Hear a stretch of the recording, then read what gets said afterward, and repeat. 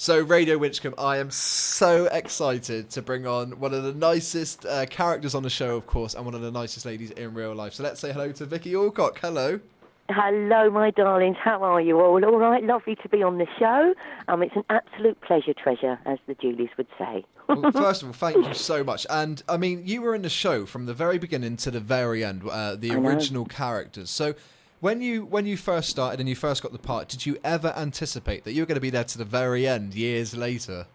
Lewis, we did not. In fact, I didn't even realise that I would be with Kika Mirrlees, the lovely Julie, for so long either. When we first started out, we were in the first scene of the first ep, prancing around in some tinsel galore. I can't even remember, and I don't really want to. I'm sure people have still got the images.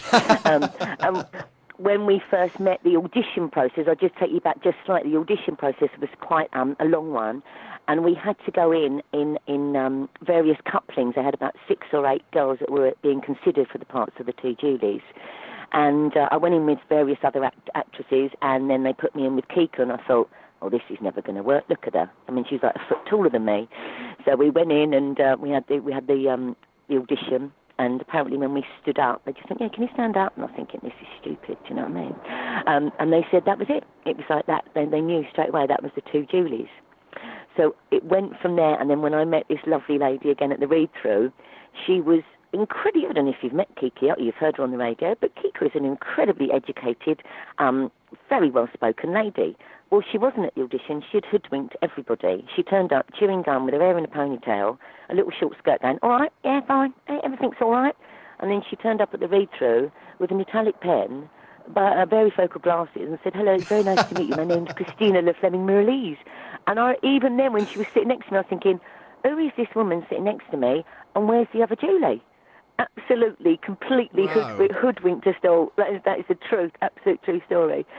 Since then, I've now grown to absolutely adore Kika. I think it's a great match of opposites do attract. We are incredibly different. We've formed such a good friendship. And we agreed that if we started together, we would finish together. There's been occasions during the storylines, as you've probably realised, when maybe Virginia O'Kane came in, when we got on gate arrest, and they said to us, do you want to stay in? Or not, because if not, we're going to write you out here. And we went, no, we'll stay. So we got back in, that kind of thing. And towards the end, I think it had lost a little bit of, it lacked lustre somewhat towards the end of the last series. But we thought, no, we've started, so we're going to bloody hang on and we're going to finish, definitely. And we did, and it was just great. We formed such wonderful friendships with others as well, and we're still very, very close friends now. You know, I see Keith all the time, and the others as well. So it was a marvellous show to be part of, and yeah, years of my life I will never, ever forget. Great laughs as well. And I mean, as actresses, to have that chemistry, to get the audience so engaged with the characters, I mean, that's credit to you both for being such incredible actresses. And it's so endearing. When you watch the two Julies, I mean, me as a fan, you watch them, you just fall in love with them. They're so genuine. They haven't got a bad bone in their body, apart from when they killed Jim Feller. But apart from that's by the by. That's by the by, Lewis. I think they are, because they were known as, I don't know if I can say that, I'm going to say it because it's always, this is how they describe it, tarts with hearts. Yes. They were constantly offenders in prison, and they were based on a true story of the two Marilyns out of Dolphin Square in the 60s, and that, you know, one copied the other very much so. And they knew what prison was about, in and out all the time since they were like 16.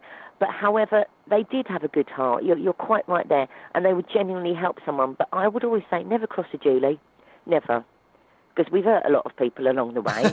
You know, so they were soft on the outside, but I think there was a grittiness, a hardness to them that really showed some inner strength of them, definitely. And also being a coupling, I think they drew strength on each other, without a doubt. And it was hard at first because, obviously, as I said before, Kika and I didn't know each other. And so the whole crossover of the lines and the picking up on the lines and everything, it was something that we really did work at. And I'm thrilled, and I really am pleased that people still say that, that it really struck a chord with them. And every day I would say somewhere that I go, somebody would go, oh, where's your mate? Where's the other Julie? I think she won't live together, but, or when's it coming back? So, it's a credit to the show, and we're very proud to be part of it. Thank you for saying that. And I mean, for me, we spoke to Kika earlier in the show, and I don't know why I find it so funny because it's just the most weirdest storyline. But the storyline where it came with the yogurt pot, and Kika was telling me some hilarious stories about this. When you read the script, what went through your mind? Oh my dear goodness me! And I remember thinking, I'm glad it's her doing it, not me. That's comradeship, isn't it? Definitely, without a doubt.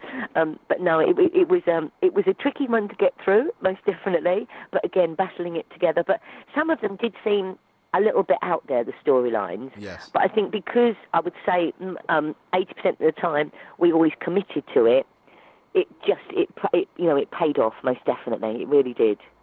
And I mean, for me as well, Babes Behind Bars was just hilarious as well. I know. You've got all these people. I think, heard though that racket has been run by people inside. You know that whether they got it from us, I don't know, or whether it was going before. But that is a racket that's actually true. That happens in prison. There you go. You heard it here first. Now, I'm not sure what your thoughts on this are, but for me as a viewer, I've got the box set, I watch it all the time, and I've said to you off air that I love the show, but going up, I mean, when Series 7 finished, you got Series 8, it just, for me, and this is just a personal opinion, it went a bit wild, it got far-fetched, I mean, the ghost storylines, it lost what Bad Girls was. Why do you think that was? I think that everything genuinely just runs down it. Everything runs its own course. And maybe, dare I say, as much fun as I had in Series 8, maybe it was just a series too many, dare I say. Yeah. Sorry, Bad Girls fans. But no, I totally agree there. It got a bit about who was wearing what, and a little bit Hollyoaks, actually. Yeah. Again, sorry, Hollyoaks. But it wasn't the gritty drama that we'd started out as. Definitely not. It just lost its flow a little bit. So, and I'm glad that we did finish, even though I didn't want it to. I'm glad we did finish because hopefully people remember us on the positive and the great storylines. But no, I am in total agreement there, Lewis, without a doubt. And I mean, we're all lucky enough, and me and my partner especially, that we can come and actually see you in October at the Bad Girls Convention. And you've already done one of these. So what was it like when you met the fans? Were you surprised by the love that there still is for the show?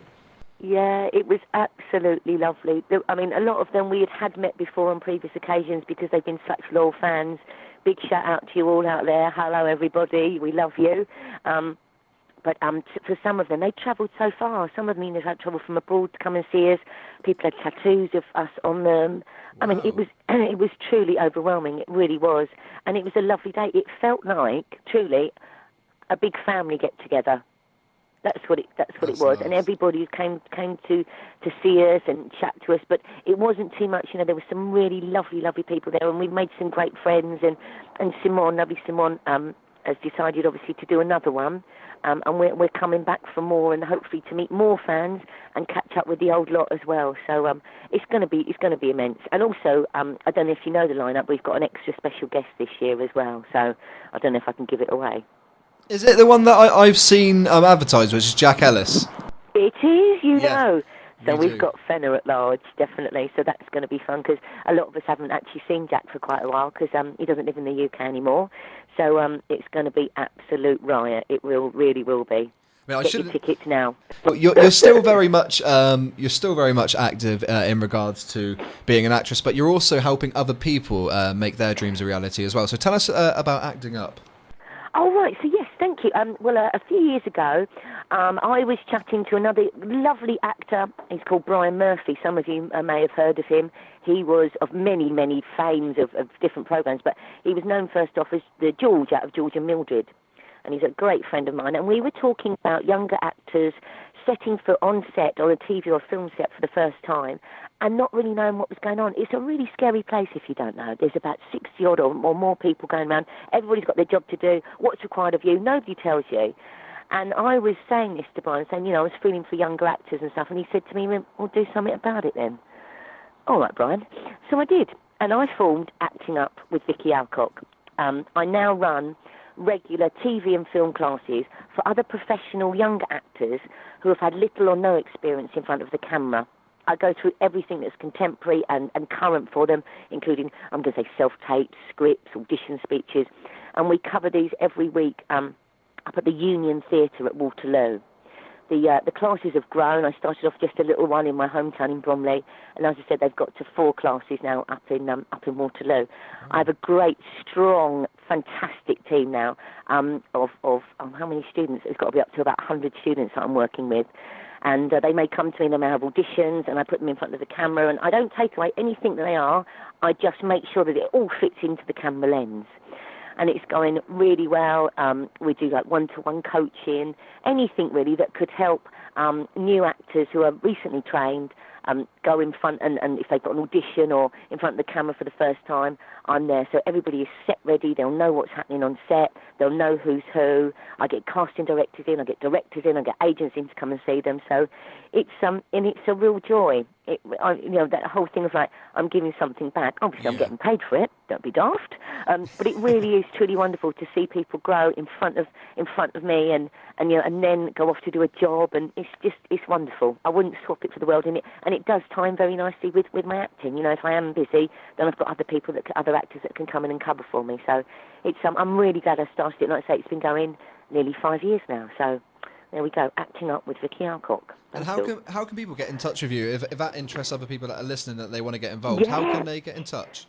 So we have a Facebook page, we have a Twitter page as well on social media, and you can also contact us on actingupvickyaLcock@hotmail.com. You can find us.